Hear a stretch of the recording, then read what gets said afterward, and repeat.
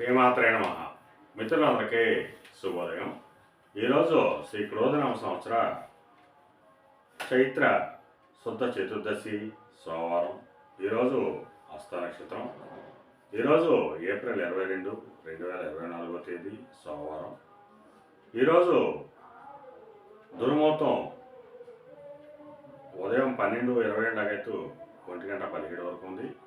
మరలా తిరిగి దుర్ముహూర్తం మధ్యాహ్నం 2:58 లాగైతే 3:48 వరకు కూడా మధ్యం ఇవ్వడం జరిగింది.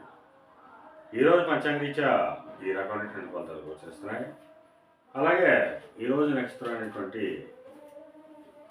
హస్త నక్షత్రం ఎవరికి తారాబలం కుదురుతుందో మనం పరిశీలించినట్లయితే అశ్విని, కృత్తిక, మృగశిర, ఆరుద్ర, పుష్యమి, మక, ఉత్తర, చిత్త, స్వాతి, అనురాధ, మూల, ఉత్తరాషాఢ, ధనిష్ట, శతతార, ఉత్తరాభద్ర ఈ నక్షత్రంలో జన్మించినటువంటి మన మిత్రులందరికీ కూడా ఈరోజు నక్షత్రం అయినటువంటి హస్త అనుకూలంగా ఉంటుంది. అందువలన ఇప్పుడు చెప్పుకున్నటువంటి నక్షత్ర జాతకులందరికీ ఈరోజు సౌకర్యంగా ఉండే అవకాశం ఉంది. అలాగే ఈరోజు రాశిఫలాలను పరిశీలించినట్లయితే మేషరాశిలో జన్మించిన వాళ్ళకి అంతర్గత బహిర్గత శత్రువుల వలన అనేక ఇబ్బందులు ఎదుర్కొనే అవకాశం ఉంది. అందువలన శత్రువుల పట్ల అప్రమత్తంగా ఉండవలసిందిగా తెలియజేయడం జరుగుతుంది. వృషభ రాశిలో జన్మించిన వాళ్ళకి ఈరోజు సంతానానికి సంబంధించిన శుభవార్తలు అంటారు. వారికి సంబంధించి తీసుకున్న నిర్ణయాలన్నీ కూడా ఈరోజు సఫలం అయ్యేటువంటి అవకాశం ఉంది.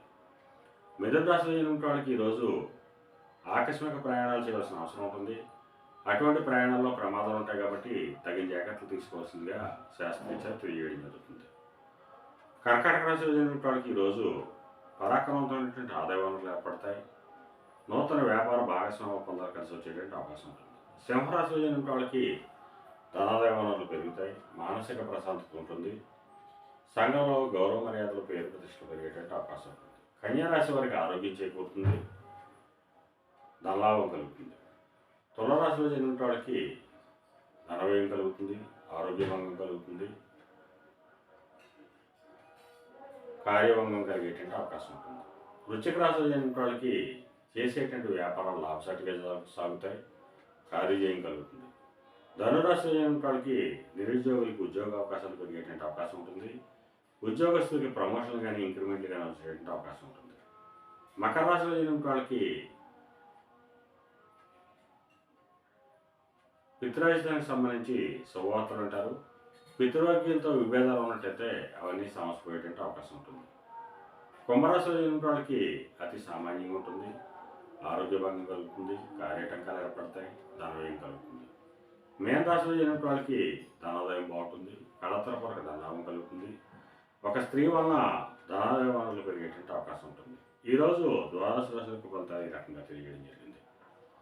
అలాగే ఈరోజు సముద్రయానం చేసిన వాళ్ళకి కానీ, సముద్రోత్పత్తులు విక్రయాలు చేసిన వాళ్ళకి కానీ, వస్త్ర వ్యాపారులకు కానీ ఈరోజు మిక్కిలి శుభదాయకంగా లాభదాయకంగా అవకాశం ఉంది. అలాగే జీవ సంబంధ వ్యాపారం చేసిన వాళ్ళకి కానీ, మత్తు పైన క్రయ విక్రయాలు చేసిన వాళ్ళకి కానీ, వైద్య రంగంలో ఉన్న వాళ్ళకి కానీ ఈరోజు మిక్కిలి శుభదాయకంగా లాభదాయకంగా అవకాశం ఉంది. ఈరోజు పంచాంగరీత్యా ఈ రకమైనటువంటి ఫలితాలు గోచరిస్తున్నాయి. అలాగే ఈరోజు సోమవారం. అందువలన ఆ చంద్రశేఖరుని పరమేశ్వరుని ఆరాధించిన, స్వామిని అభిషేకించిన సర్వశుభాలు కలుగుతాయని చెప్పి శాస్త్రీయ తెలియజేయడం జరుగుతుంది.